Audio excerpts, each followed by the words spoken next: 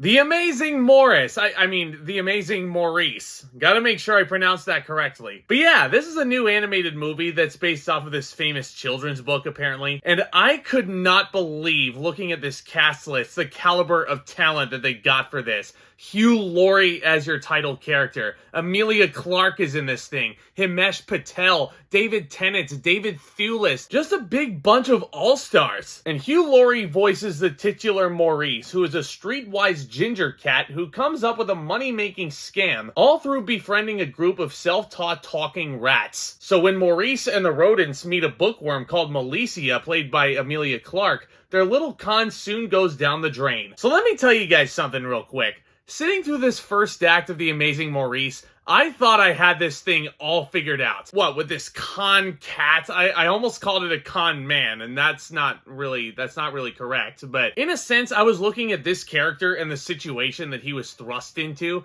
and then I'm thinking, okay, this is just gonna be a liar reveal cliche, and we're just gonna have to sit through it, yada, yada, yada. You know, I hope there's some good jokes in there. And this movie does have some good jokes in there. It also acknowledges that it's really easy to go into that liar reveal cliche, and that can be funny in spurts, but it can also lead to the movie's detriment, and I'll get to why that is in a second. Let me start with what I really liked about this movie. Number one, the animation I think is really, really pretty. Looking at how these characters are designed, it really takes me back to when I was a little boy going to see big DreamWorks projects like Kung Fu Panda, Megamind. Some of these human characters do look like they're fresh out of Megamind, don't they? Tom Howe's musical score is a perfect amalgamation of posh properness and quirky natures. And I do like some of the humor in here, especially from this big group of rats, who I thought were the highlight of this thing. This is what I wanted bigger movies like Ratatouille to do, focus a little bit more on all these colorful characters. And it feels like every single character out of this big group of rats is so distinct. You'll remember what each one of them looks like. You'll remember each of their personality traits for sure. And I just love the humor surrounding them. Like, just to give you an example, they are basically looking at the promised land based off of this children's book in this universe. They treat this children's book like a freaking Bible. And I think that's absolutely hilarious. There's also a really fun recurring joke with a wind-up toy. Not really going to go into detail about how they exploit that. But let me get into some of the more polarizing aspects of The Amazing Maurice that unfortunately didn't really work for me. And it all boils down to how these main characters are written. First of all, Maurice himself, played by Hugh Laurie, who is absolutely throwing his all into this. And he is a perfect casting choice for this con artist. Hugh Laurie himself is a very talented gentleman. I've loved him in a lot of the stuff that I've seen from him, even when he was playing the father in Stuart Little, which is a very throwaway role in and of itself. He continues to show that, yeah, I'm funny as hell. And this isn't necessarily his fault.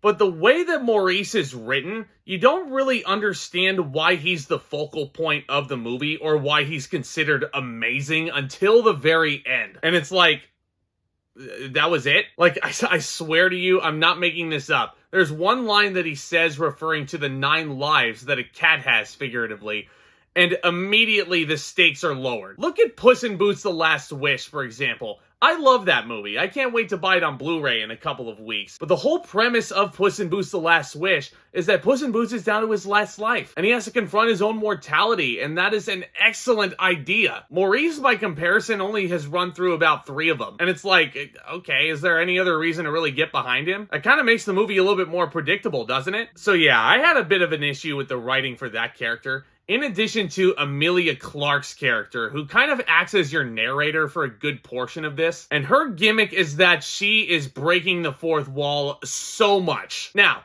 I don't necessarily have a problem with breaking the fourth wall as an idea to get laughs. Look back at Ferris Bueller's Day Off. Look back at Deadpool. A lot of times breaking the fourth wall can be very charming and it'll work to the movie's favor. But in this narrative, I don't necessarily think being meta-theatrical was the right way to go, because they are trying to squeeze every last drop of the idea of, oh, we gotta find our plot. We gotta not be in someone else's story. And again, I doubt this is Emilia Clarke's fault in any way. I'm 100% sure this is the writing.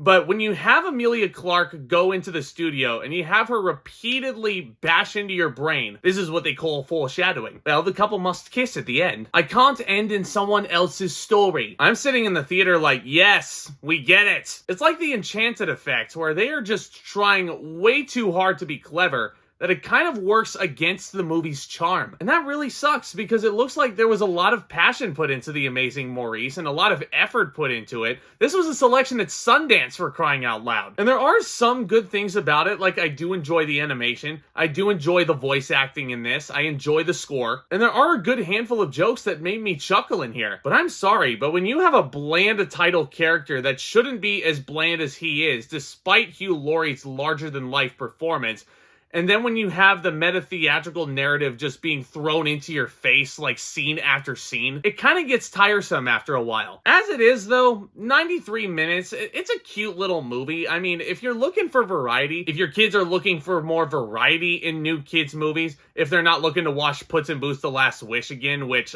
I absolutely would prefer that, then I don't know. You guys may enjoy The Amazing Maurice. But as it sits, man, I mean, with all the effort that was thrown into this and all the great voice actors that they got for it to kind of just be fine and a bit of a snore fest, if you ask me, bit of a disappointment, really. I'm gonna give The Amazing Maurice a C+. I know this grade might be really, really upsetting to a lot of people that were looking forward to this, but let me know what you thought of The Amazing Maurice down in the comments section below. Let me know if you've seen it. As always, guys, I love discussing all new things in movies and entertainment. Getting to interact with you lovely people makes things all the more fun for me. So if you're a new viewer, do consider becoming a subscriber and tap on that bell so you don't miss another upload from here on out. Hit that thumbs up as well, because trust me, there's going to be a lot of great content going into a stacked spring season at the cinema. And to me, that kind of starts a little bit early this year, because Phase 5 of the MCU is about to get underway. Look forward to my review of Ant-Man and the Wasp: Quantumania.